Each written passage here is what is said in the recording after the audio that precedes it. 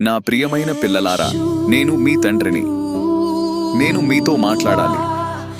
ప్రపంచం నిన్ను ఎంతగా మార్చినా, నీ చుట్టూ ఎంత తీర్పులు, నొప్పులు, ఒంటరితనం కనిపించినా, నా రాజ్యంలో ఒకే భాష ఉంది: ప్రేమ.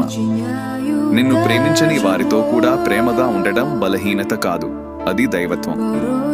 ప్రేమతో మాట్లాడిన ఒక్క మాట గాయపడిన హృదయాన్ని స్వస్థత చేస్తుంది. ప్రేమతో చేసిన ఒక్క చేతి పట్టు ఒంటరి ఆత్మకు వెలుగు చూపిస్తుంది. నీవు నా ప్రేమను నీ హృదయంలో నిలుపుకుంటే, నీ మాటలు, నీ చూపు, నీ ప్రవర్తన ద్వారా నా వెలుగు ప్రతిఫలిస్తుంది. ప్రేమించడానికి కారణాలు అవసరం లేదు పిల్ల, ఎందుకంటే ప్రేమే నా స్వభావం. నీవు ప్రేమను ఎంచుకున్న ప్రతిసారి స్వర్గం నీ పక్కన నిలుస్తుంది. ప్రేమతో నడిచే జీవితంలో అసాధ్యమంటే ఉండదు. ఎవరూ నిన్ను అర్థం చేసుకోకపోయినా, నాకు మాత్రం నీ హృదయం పూర్తిగా తెలుసు.